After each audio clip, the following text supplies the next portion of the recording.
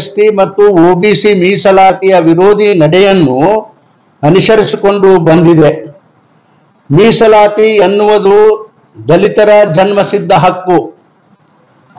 ಅದನ್ನು ಯಾರೂ ಕೂಡ ಕಸಿದುಕೊಳ್ಳಲು ಭಾರತೀಯ ಜನತಾ ಪಕ್ಷ ಬಿಡುವುದಿಲ್ಲ.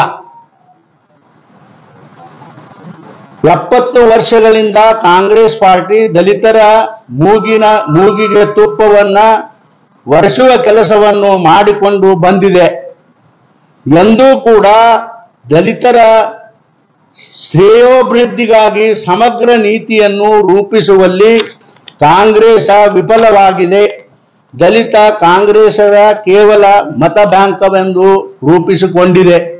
ನಾನು ಸಮಾಜ ಕಲ್ಯಾಣದ ಮಂತ್ರಿ ಇದ್ದಾಗ ದಲಿತರ ಇದೇನು ಇಲ್ಲೊಂದು ವರ್ಡ್ ಹಾಕಿದಿಲ್ಲ, ಶ್ರೇಯೋದ್ಧಾರಕ್ಕಾಗಿ ಹಿಂದೆ ಅವರು ಕೊಟ್ಟಿರ್ತಕ್ಕಂಥ ಕಾಂಗ್ರೆಸ್ 70 ಅಥವಾ 60 ವರ್ಷಗಳಲ್ಲಿ ಎಮ್ಮಿ, ಎತ್ತ, ಕುರಿ, ಕೋಳಿಗಳನ್ನ ಕೊಟ್ಟು ಅವ್ರನ್ನ ಸಮಾಧಾನ ಮಾಡಿದ್ರು.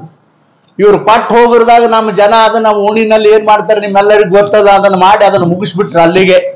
ಆದ್ರೆ ಅವರಿಗೆ ಪ್ರಾಮುಖ್ಯವಾಗಿ ಅವರ ಜೀವನಕ್ಕೆ ಬೇಕಾಗಿರ್ತಕ್ಕಂಥ ಜಮೀನ ನೀರಾವರಿ ಮಾಡಿಕೊಡದಂತ ಕೆಲಸ ಕಾಂಗ್ರೆಸ್ನದು ಯಾವತ್ತೂ ಕೂಡ ಮಾಡಲಿಲ್ಲ. ಕಣ್ಣೊರೆಸುವ ಕೆಲಸವನ್ನ ಮಾಡಿದ್ರು.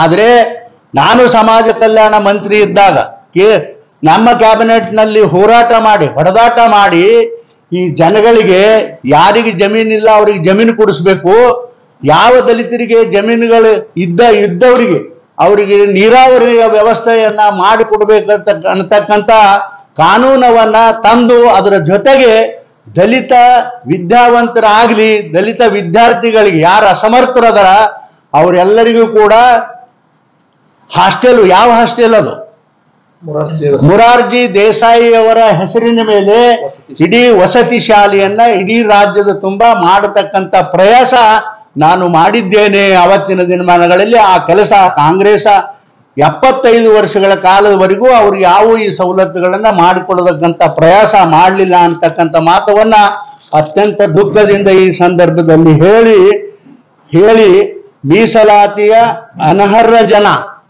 ಮೀಸಲಾತಿ ಮಾಡಿಕೊಟ್ರ ಅನರ್ಹ ಜನ ಇವರೆಲ್ಲ ಅಧಿಕಾರಿಗಳಾಗ್ತಾರ ಅಂತಕ್ಕಂಥದ್ದು ಹೇಳಿದ್ದೆ.